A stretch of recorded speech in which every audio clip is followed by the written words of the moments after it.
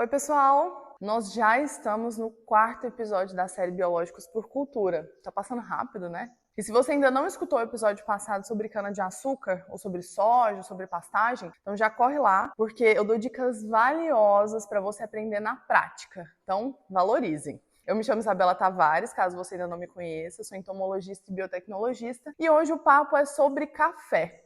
Inclusive, pessoal, o Spotify puxou minha orelha, porque vocês estão escutando o episódio, vocês não estão seguindo e nem curtindo. Então, por favor, já abre lá, faz isso para a gente conseguir atingir mais pessoas e levar o conhecimento do campo para todos os lugares que forem possíveis. Então, eu conto muito com a ajuda de vocês. Bom, voltando para o café. Eu não sei se vocês sabem, mas o Brasil é o maior produtor e exportador mundial. São mais de 2 milhões de hectares de cafezal, espalhados aí principalmente por Minas, Espírito Santo, São Paulo, Bahia. E o café, por ser uma cultura perene, com ciclos mais longos, como a cana-de-açúcar, por exemplo, ele responde muito bem ao manejo biológico bem feito. Então vamos falar do controle de broca hoje, manejo de doenças foliares, proteção de raiz e muito mais.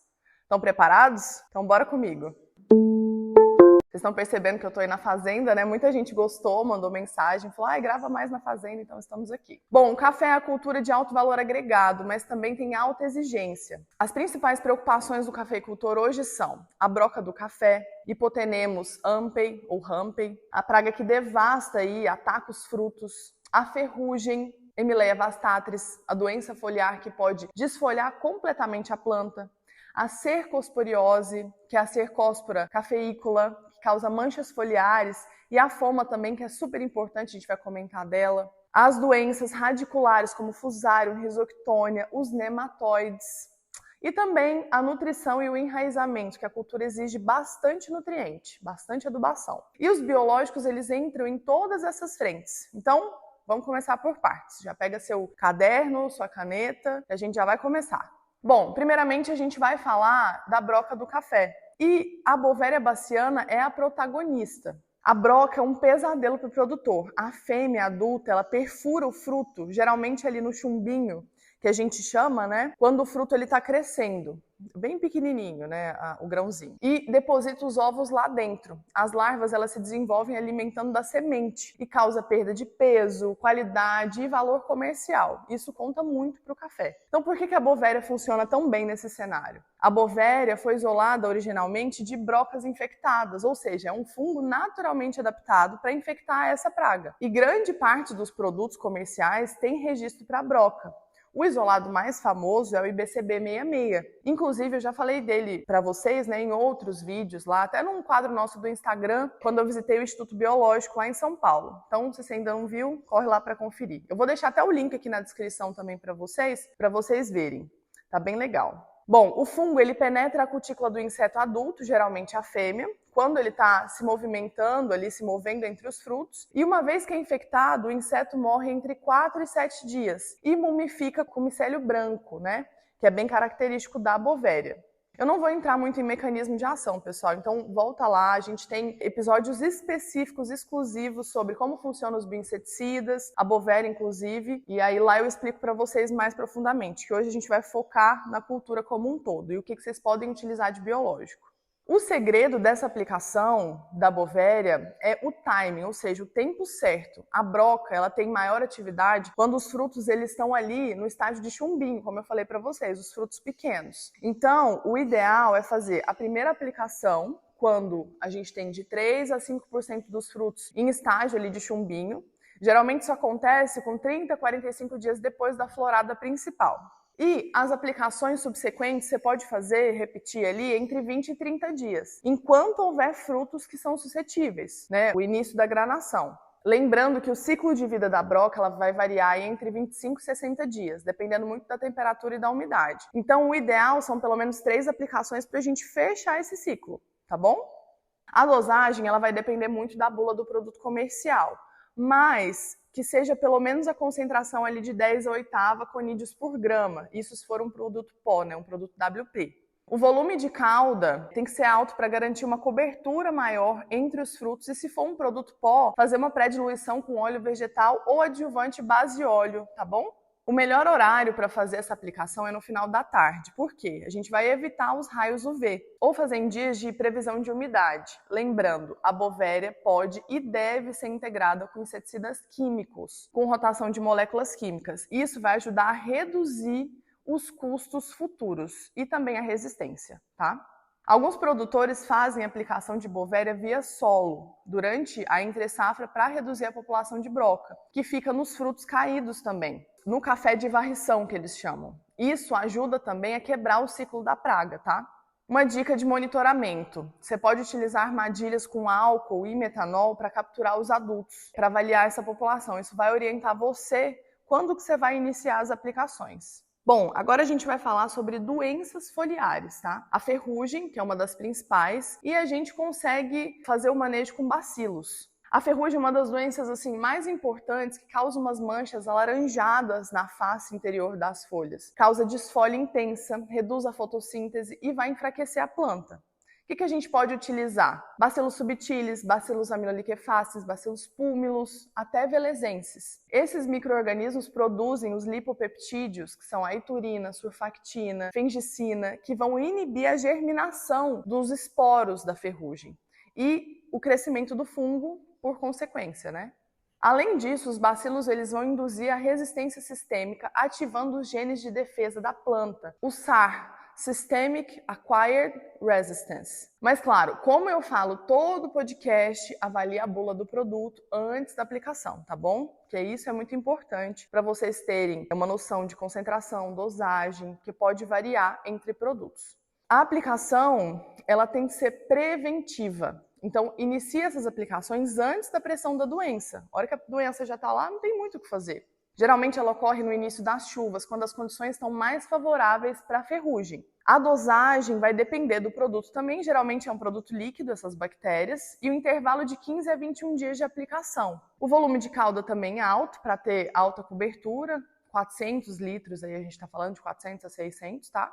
E eu gosto sempre de lembrar vocês, eu fico repetindo isso, mas é para gravar na cabeça de vocês, que o Bacillus, ele age como multissítio. Então ele vai super bem com fungicidas químicos sistêmicos, os triazóis, a estrobirulina, tá? Então ele vai agir ali no preventivo. A cercosporiose também é uma doença bem complicada, que ela vai causar umas manchinhas circulares ali nas folhas. O Bacillus ajuda também, controlando, né, de forma preventiva, a cercóspora, pelos mesmos mecanismos que a gente acabou de falar. A aplicação também é bem similar à da ferrugem, sempre preventiva. E tem a mancha de foma, que eu queria comentar com vocês, que é um grande problema hoje no café. A foma é uma doença que ataca as folhas e os frutos quando a umidade está alta. E elas vão causar umas manchas que vão reduzir a fotossíntese. Então, obviamente, vai prejudicar a qualidade do grão também. Bacillus aminoliquefaces e subtilis, que eu particularmente já acompanhei no campo, atuam super bem preventivamente. Eles vão produzir esses compostos que vão inibir os fungos e vão ativar as defesas naturais da planta. E o segredo é começar também antes da doença aparecer, que vai ser antes ali do início das chuvas, e as aplicações a cada 15, 20 dias. Bom, pessoal, o tricoderma também é chave para esse manejo, porque ele é essencial no manejo de cafezais, principalmente porque a gente vai adicionar ele na produção de mudas, no plantio do cafezal novo, no revigoramento das lavouras velhas, e ele é um fungo assim, coringa mesmo, para todas as culturas, né? Mas para o café também é muito importante, porque ele vai ajudar a controlar fusarium, Rhizoctonia e outros patógenos que estão ali na raiz. Ele vai promover o crescimento radicular, a solubilização de fósforo, produção de auxina, né? Ajudar a crescer as raízes laterais, parte apical, e vai melhorar a absorção de nutrientes também. E aí as aplicações elas podem variar. Em muda, a gente pode incorporar no substrato ali, ou aplicar via drench depois do transplante. No plantio, aplicar no suco de plantio ou na cova também vai auxiliar, porque quanto mais em contato com o solo e com a raiz, melhor. E na lavoura bem estabelecida, a aplicação ela pode ser feita via fertirrigação, se houver um sistema de pivô ali, ou pulverização no solo, né, via drench, aplicando o mais próximo da raiz possível. As frequências de aplicação elas podem variar de 2 a 4 aplicações por ano nas lavouras que estão bem estabelecidas. E o Bacillus também vai super bem no solo. Bacillus subtilis, amilo, como eu falei para vocês, eles podem ser aplicados no solo para proteger as raízes e promover crescimento. E também para nematóides, que a gente já vai comentar. A aplicação é bem similar ao tricoderma, nas mudas, plantio, lavoura pré-estabelecida, que vai auxiliar bastante nessa promoção de crescimento e até formar aquele filme de proteção na raiz que eu sempre falo para vocês. Agora falando de nematóides, o café ele sofre com o nematóide das galhas, meloidógene, e o nematóide das lesões também aparece em algumas áreas, o pratilencos, que vão causar aí o declínio das plantas, a redução de produtividade, a morte das raízes. O que vai ajudar a gente nisso? Purpuricillium e Pocônia, que são os parasitas de ovos de fêmeas de nematóide que estão ali no solo, que reduzem a população ao longo dos ciclos. Também, além desses ovicidas, a gente utiliza bacilos firmos, esses outros bacilos subtilis, enfim. Eles vão produzir metabólitos tóxicos para o nematóide e criar essa barreira na rizosfera, né? Formar esse filme de proteção que vai reduzir a atração do nematóide. A gente pode fazer via muda, incorporação no substrato mesmo, no plantio, aplicação na cova e na lavoura estabelecida via fertirrigação ou pulverização no solo, seguido aí de uma irrigação ou rezando para a chuva chegar depois. A frequência pode ser feita de 3 a 4 vezes no ano em áreas que têm histórico de nematóide, tá? Importante falar para vocês que é combinar as variedades que são tolerantes, resistentes nas áreas muito infestadas. Apoatã, Conilon, que eu particularmente já vi em muitas áreas do campo, café Conilon, né? Então vamos fazer um manejo prático para vocês anotarem aí. Para a produção de mudas, a gente pode adicionar o tricoderma, bacilos no substrato e as reaplicações via drenche ali a cada 30, 45 dias. No plantio, adiciona o tricoderma novamente, o bacilos e o biológico para nematóides na cova.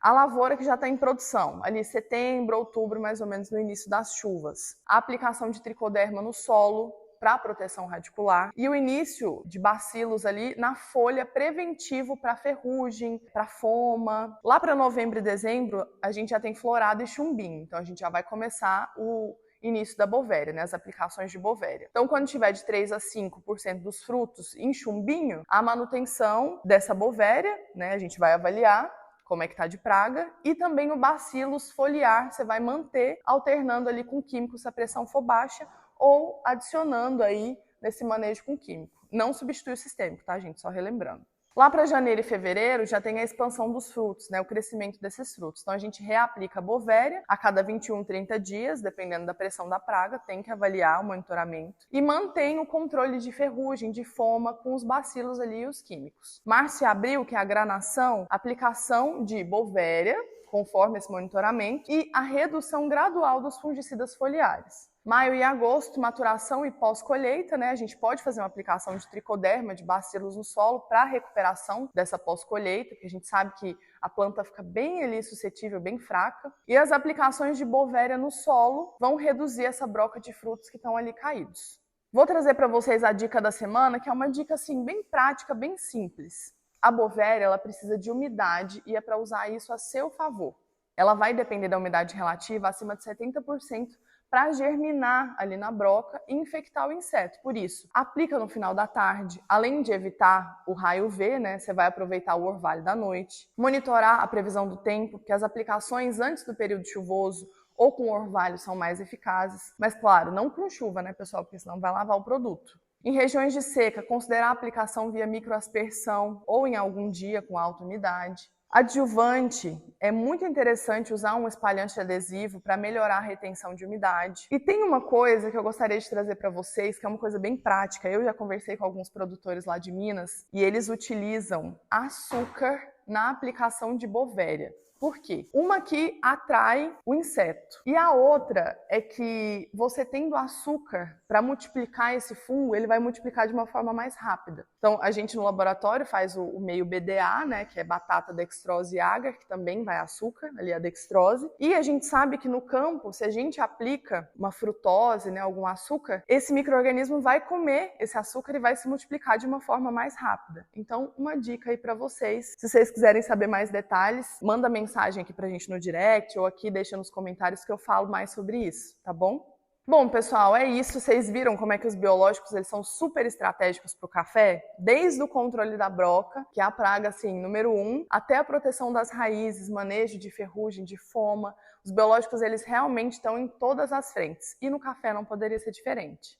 Para finalizar, eu gostaria muito de agradecer vocês por todas as mensagens de carinho e apoio que a gente vem recebendo no Instagram do Bioagrotech, no TikTok também. E eu acredito que até esse episódio ir ao ar, a gente já lançou o nosso primeiro curso, o curso de manejo biológico na cultura da soja. Eu recebi várias mensagens falando que está faltando esse tipo de conteúdo no agro e eu fico muito feliz de contribuir para que a mensagem dos biológicos ela seja cada vez mais dissipada aí no nosso meio. Se você não está sabendo do curso ainda, a gente vai dividir em módulos para ficar mais fácil para vocês entenderem. Então, o primeiro vai ser de soja e a gente vai lançar as outras culturas mais para frente. A gente vai ter 6 módulos e o módulo 0 de apresentação. Então, só para explicar rapidinho para vocês como é que vai funcionar, o primeiro módulo é sobre inoculantes. Então, a gente vai falar de todos os inoculantes na cultura da soja. O segundo, sobre bionematicidas. Todos os micro-organismos que estão ali envolvem esse controle de nematóide. Também a gente vai falar um pouco de nematóide. O terceiro, de biofungicidas. O quarto, sobre bioinseticidas.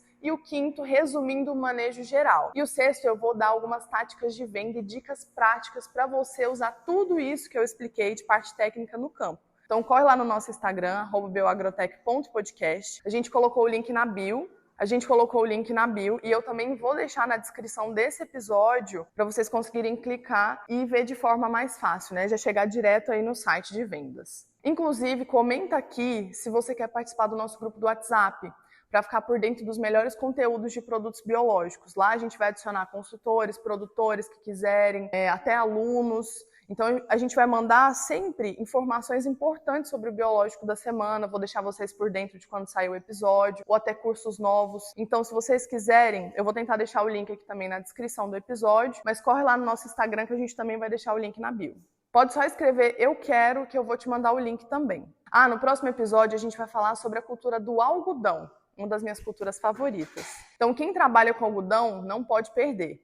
E já compartilha esse episódio com aquele amigo cafeicultor que quer saber mais sobre biológico ou como utilizar a Bovéria. E manda suas experiências pra gente lá no nosso Instagram ou no TikTok. Até a próxima!